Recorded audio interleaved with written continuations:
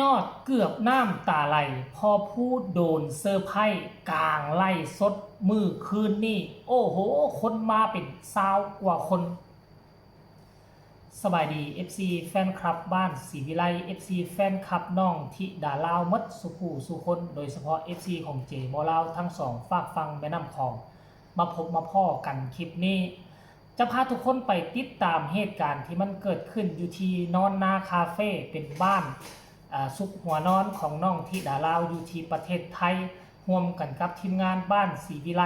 พากันเตรียมงานเป็นเวลาเกือบ2 มื้อเพื่อจะมาเซอร์ไพรส์งานวันเกิดย้อนหลัง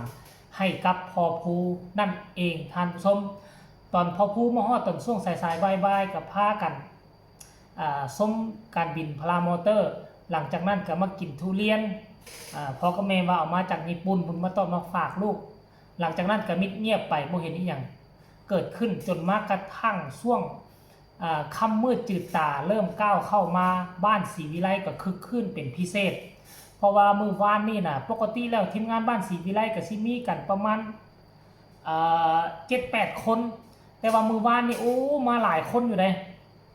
ค่อยตามที่วัดด้วยสายตาบ่ตามก็20 คนละบ่ท่านผู้ชมเอ้ยปกติมาครบทีมกันนักห้องก็สิประมาณ6 คนเนาะเนี่ยพ่อภูแม่เพิ่งเอาแต่นักห้องซะพ่อภูที่ดาลาวแม่เจี๊ยบซีพีเคปาดไอ้ก็6 คน7แม่เพิ่ง9มังกร10ตะวัง11ยายรุ่นบ่บัดนี้ผู้ใด11ยายรุ่น18ตาจัน19ยายศีลบ่20ยายเพชร21ตาซูนบ่หัวยายเพชรบ่แล้วยังมีไผอีก20 กว่าคนคึกคืนเป็นพิเศษโดนเซอร์ไพรส์กำลังจะจัดรายการต่อปาดไอห้องเพลงไปแล้วก็มอบเวทีให้กับน้องธิดาลาวประกาศให้น้องธิดาลาวขึ้นมาห้องเพลงต่อสั้นแต่ว่าเปลี่ยนเป็น Happy Birthday to you จับเค้กออกมามอบให้พ่อภูหลังจากนั้นก็ตามด้วยของขวัญวันเกิดน้องธิดาลาวมี3 สิ่งพุ่นน่ะอันที่1ก็คือปากกานี่สุดแสนที่จะมีความหมายลูกสาวเพิ่นอันที่2มันก็เป็นการ์ดเขียนอวยพรให้อย่างดีมอบเลข0ให้พ่อตั้ง3 ตัวว่าซั่นอันอีกตัวนึงก็เป็นเงินที่หลวงลุงเอาให้ตอนที่ไปอยุธยาที่มันเป็นใบพับคือคัมภีร์ใบล้านนะเปิดออกมาสิก็เป็นเงินอยู่หั่นเนาะประมาณ 1,000-2,000 นี่แหละก็มอบให้พ่อซึ่งพ่อก็รับเอาซึ่ง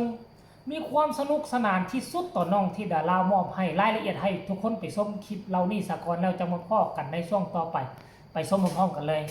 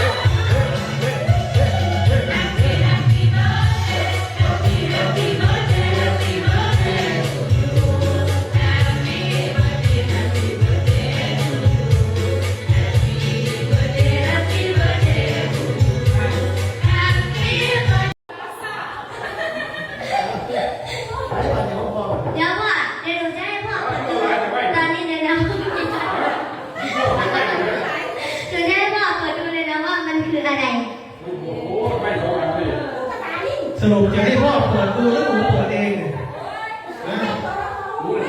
สรุปแล้วหนูเปิดด้วยพ่อเปิดแต่ว่าอันนี้เดี๋ยวหนูจะพาพ่อเปิดมีอะไรตอนพี่น้องเห็น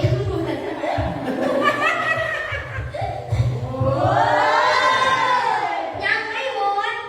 มด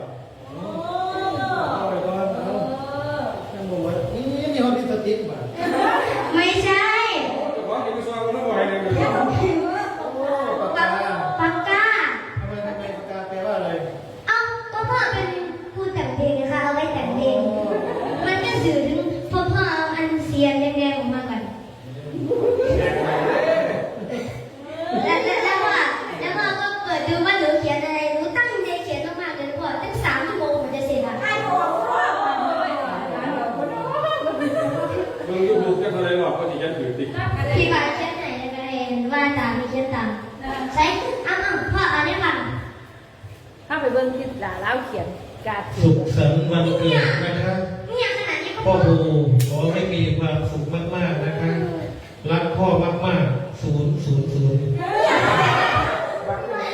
เอ้าทำไมไม่มี000 ไหนอย่าพ่อลูกโป่ โอ้ ง โห ข้างไหนเขาเรียนขึ้นอย่างนี้ เด็กโอ้พ่อนึกว่าเขียน000 ไม่ มา ใช่ นะเขียนอันนี้คือลูกโป่ง ค่ะ อ๋ออันมีแปะยิ้มด้วย ค่ะ อ๋อ นี่เหลืออันสุดท้ายอย่าเพิ่งนะพ่อเราต้องพักเก็บไว้ก่อน อ๋อมาเก็บไว้แม่เก็บไว้ อันสุดท้ายนะพ่อเดี๋ยวรู้ขอถือนะพ่อเดี๋ยวรู้จะพาพ่อเปิดมันจะรู้ว่า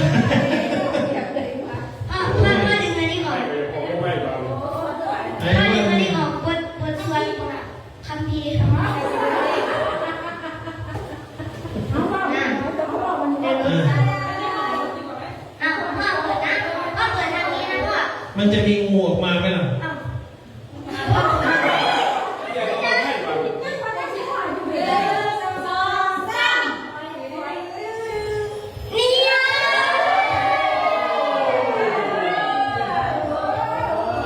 Happy birthday to you Happy birthday to you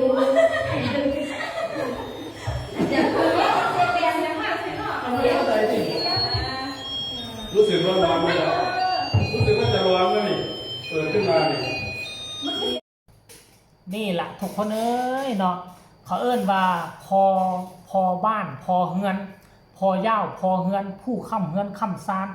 กลับคืนมากะเฮ็ดให้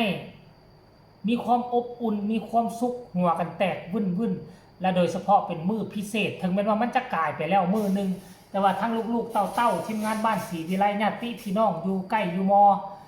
เพิ่นก็พากันมาร่วมแห้งร่วมใจกันจัดงานนี้มาเซอร์ไพรส์กลางรายการ